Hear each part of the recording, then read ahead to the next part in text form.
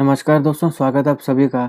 बचपन में आप सारों ने ये ज़रूर सुना होगा कि जिस प्रकार से कार्बन डाइऑक्साइड इंक्रीज़ हो रही है इस पूरे एनवायरनमेंट में और जिस प्रकार से हमें ग्लोबल वार्मिंग देखने को मिल रही है, तो हमें ज़्यादा से ज़्यादा फॉरेस्ट लगाने चाहिए, ताकि हमारी ग्लोबल वार्मिंग को कंट्रोल किया जाए, CO2 की कंसंट्रेशन को कम किया जाए। क्योंकि ऐसा माना जाता है कि जो फॉरेस्ट है, वो कार्बन सिंक का काम करता है, यानी कि यहाँ पे कार्बन खत्म होती है, प्लांट्स इसको लेते हैं फोटोसिंथेसिस के लिए, तो या तो खत्म होती है या फिर कम होती है। तो ग्लोबल वार्मिंग के चैलेंज से लड़ने के लिए ज़्यादा से ज़्यादा पेड़-पौधे और फॉरेस्ट लगाने की बात कही जाती है।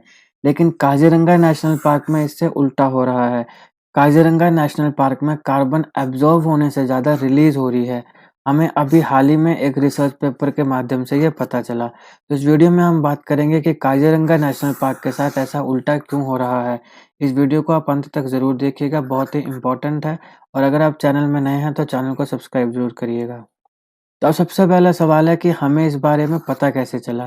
तो देखिए, तेजपुर यूनिवर्सिटी जो है तेजपुर असम में और Indian institute of tropical metrology, इन्होंने अभी एक रिसर्च पेपर पब्लिश किया है और इस रिसर्च पेपर में ये दावा किया गया कि काज़ीरंगा नेशनल पार्क जो है असम में, ये ज़्यादा कार्बन रिलीज़ कर रहा है एब्ज़ॉर्ब करने के बजाय।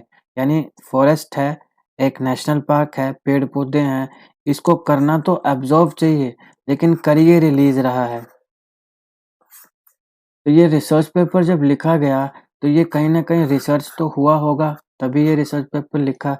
तो ये कैसे हुआ?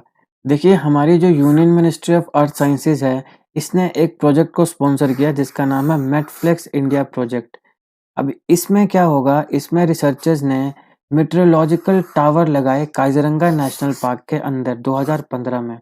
मेट्रोलॉजिकल टावर जो लगाए गए, इनमें काफ़ी सेंसर्स और इंस्ट्रूमेंट्स लगाए गए। लेकिन ये क्यों लगाए गए? Carbon dioxide level, wind speed और वाटर वेपर्स के डायरेक्शन और कंसंट्रेशन, इन चारों चीज़ों को मॉनिटर करने के लिए।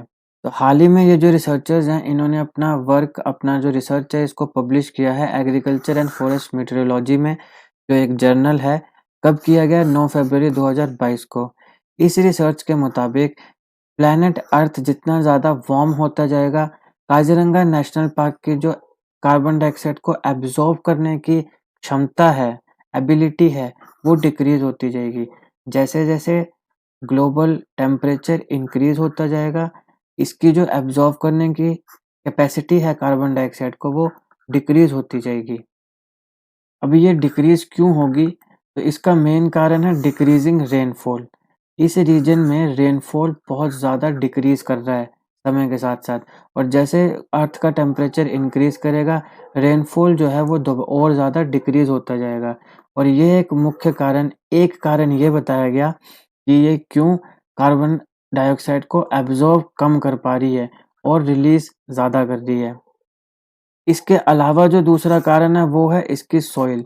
इसकी जो डेसिडुस फॉरेस्ट की यूनिक सॉइल है, वो भी एक कारण है कार्बन डाइऑक्साइड ज़्यादा रिलीज़ होने की। क्यों?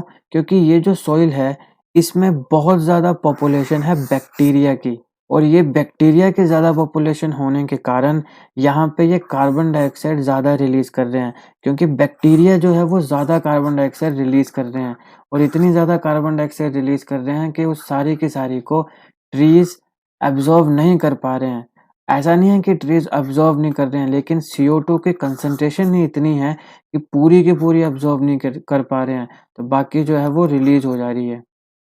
इस रिसर्च के मुताबिक काज़ीरंगा सबसे ज़्यादा कार्बन डाइऑक्साइड को एब्ज़ॉर्ब करता है प्री मॉनसून सीज़न में, यानी मार्च, अप्रैल और मई। फिर जैसे ही मॉनसून सीज़न आता है, वैसे फोटोसिंथेटिक एक्टिविटीज़ जो हैं पेड़ों की, वो कम हो जाती हैं। क्यों? Due to cloud cover. जैसे ही ऊपर क्लाउड कवर आता है, वैसे ट्रीज़ की जो फोटोसिंथेटिक एक्टिविटी है, वो कम हो जाती है। अब फोटोसिंथेटिक एक्टिविटी देखिए, फोटोसिंथेसिस में ही तो CO2 का यूज़ करता है, तभी तो ट्री अब्ज़ॉर्ब करेगा CO2 को जब वो फोटोसिंथेसिस करेगा। अगर फोटोसिंथेटिक एक्टिविटी ही कम हो जाएगी, तो CO2 को वो अब्ज़ॉर्ब ही नहीं करेगा, और जब अब्ज़ॉर्ब नहीं करेगा तो वो कार्बन सिंक का काम नहीं कर पाएगा। तो इसकी वजह से जो फॉरेस्ट की एबिलिटी है कार्बन डाइऑक्साइड को अब्ज़ॉर्ब करने की, वो भी डिक्रीज़ हो जाती है।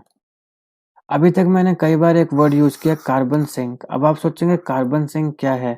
देखिए, एक ट्री कार्बन डाइऑक्साइड को यूज करता है किस चीज के लिए? फोटोसिंथेसिस के लिए।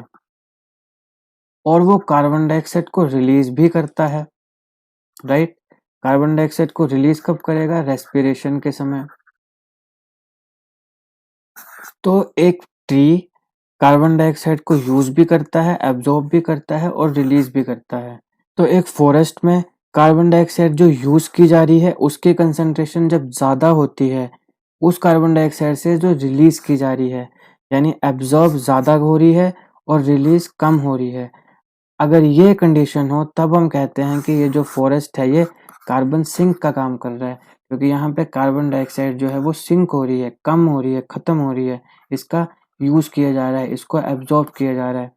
तो जहाँ पे CO2 जो यूज की जा रही है उसकी कंसेंट्रेशन ज्यादा हो कंपैरिजन टू कार्बन डाइऑक्साइड जो रिलीज की जा रही है, उस फॉरेस्ट को हम कहते हैं कार्बन सिंक। अब देखिए यूजुअली फॉरेस्ट जो है वो कार्बन डाइऑक्साइड को एब्जॉर्ब ज्यादा करता है कंपैरिजन टू रिलीज। ज्यादा वो एब्जॉर्ब करेगा, रिलीज वो कम करेगा। और यही एक कारण है कि पूरी दुनिया में यही कहा जाता है कि जो ग्लोबल वार्मिंग है या जो CO2 कंसंट्रेशन इंक्रीज हो रही है उसको काउंटर करने के लिए ज़्यादा से ज़्यादा फॉरेस्ट लगाए जाएं, ताकि कार्बन डाइऑक्साइड की जो इमिशन है अलग अलग ह्यूमन एक्टिविटीज से उसको कम किया जाए।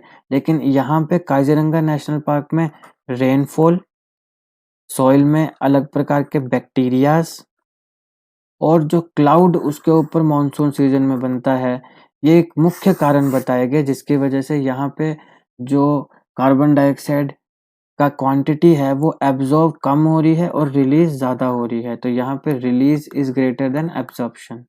ये था इस वीडियो का एनालिसिस। आई होप आपको ये वीडियो अच्छी लगी हो। अगर आपको अच्छी लगी तो लाइक करें, ज़्यादा से ज़्यादा शेयर करें और ऐसे ही जीके वीडियोस के लिए अभी हमारा चैनल सब्सक्राइब करें। Thank you for watching.